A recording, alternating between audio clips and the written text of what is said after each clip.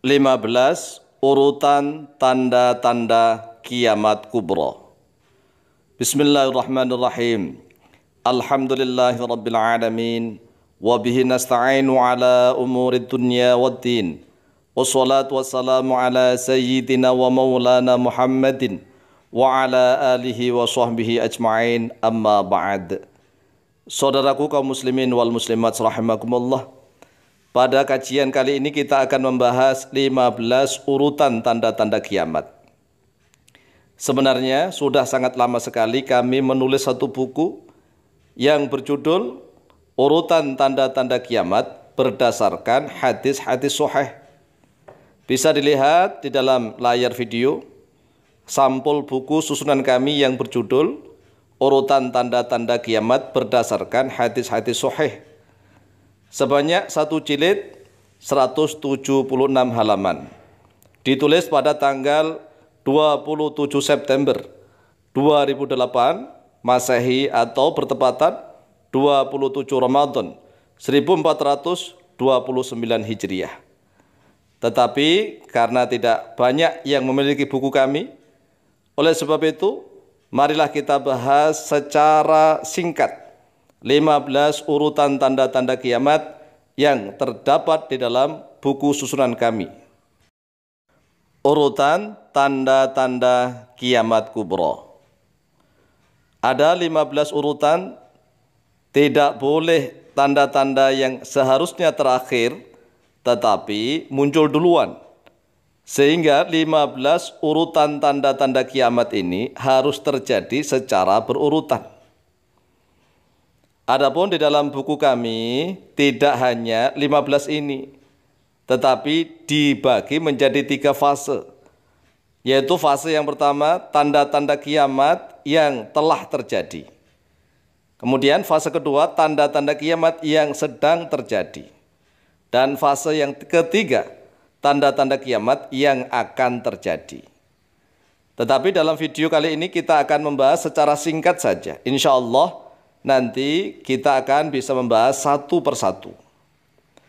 Adapun 15 urutan tanda-tanda kiamat kubro tersebut, kubro artinya besar, ya, tanda-tanda kiamat besar.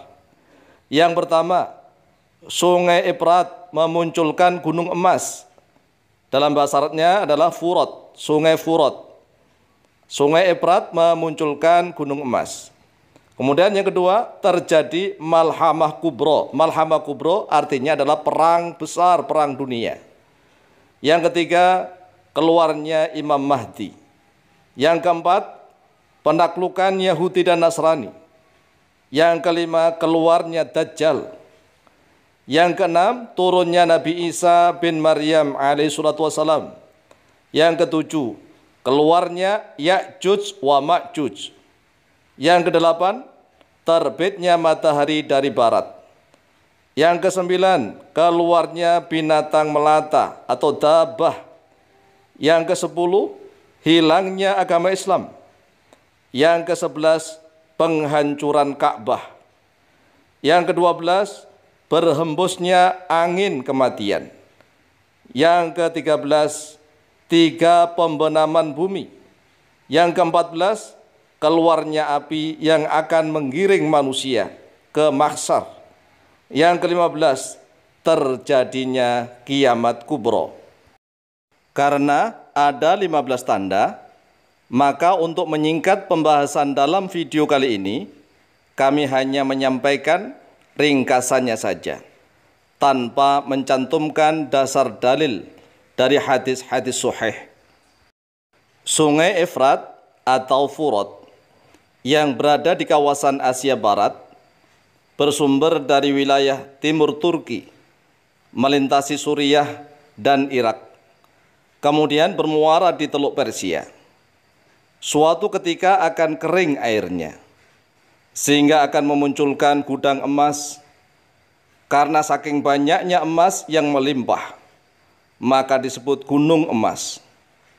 Kemudian akan mengakibatkan bangsa-bangsa di seluruh dunia terpikat datang dan saling berebut, yang pada akhirnya memicu terjadinya perang besar antar bangsa-bangsa di seluruh dunia. Banyak korban yang gugur akibat perang. Dan perang ini disebut Malhamah Kubro, yaitu terjadinya pembantaian, kematian besar-besaran. Kemudian ketika musim haji tiba, kaum muslimin di seluruh dunia yang sedang melaksanakan ibadah haji membaiat seseorang di dekat Ka'bah untuk menjadi imam sebagai pemimpin kaum muslimin seluruh dunia dalam memimpin perang melawan Yahudi dan Nasrani. Itulah Imam Mahdi Al-Muntadhir yang namanya sama persis nama Rasulullah SAW, dan nama ayahnya sama persis nama ayah Rasulullah SAW, yaitu Muhammad bin Abdullah. Imam Mahdi adalah dzurriyyah Rasulullah SAW dari jalur keturunannya Sayyidah Fatimah radhiyallahu anha. Setelah Imam Mahdi bersama kaum muslimin menaklukkan orang-orang Yahudi dan Nasrani, maka Allah mengeluarkan Dajjal laknatullah alaih dari sarangnya untuk memimpin orang-orang kafir dalam melawan Imam Mahdi dan kaum muslimin. Kemudian Imam Mahdi dan kaum muslimin kalah, lalu mundur dan bersembunyi. Kemudian Allah menurunkan Nabiullah Isa Al-Masih alaihi salatu wassalam untuk membunuh Dajjal. Maka Dajjal mati dibunuh oleh Nabi Isa Al-Masih alaihi salatu wassalam. Kemudian Nabi Isa Al-Masih membantu Imam Mahdi dalam menegakkan syariat Nabi Muhammad SAW. Bumi pun dipenuhi oleh keadilan, kemakmuran dan kesejahteraan. Setelah itu Allah mengeluarkan bangsa Ya'juj wa Ma'juj, yaitu dua bangsa perusak dari jenis manusia yang sangat ganas. Jumlah Ya'juj wa Ma'juj sangat banyak sekali, hingga hampir seluruh bumi dipenuhi oleh mereka. Seluruh air laut, air sungai, dan air danau habis diminum oleh bangsa Ya'juj wa Ma'juj. Hampir seluruh permukaan bumi rusak dan hancur, sehingga Nabi Isa Al-Masih alaihi salatu wassalam dan Imam Mahdi bersama kaum muslimin harus bersembunyi di dalam gua-gua selama berhari-hari tanpa ada sinar lampu sama sekali. Kemudian Nabiullah Isa Al-Masih alaihi salatu wassalam dan Imam Mahdi beserta kaum muslimin berdoa, bermunajat, memohon kepada Allah Subhanahu wa taala.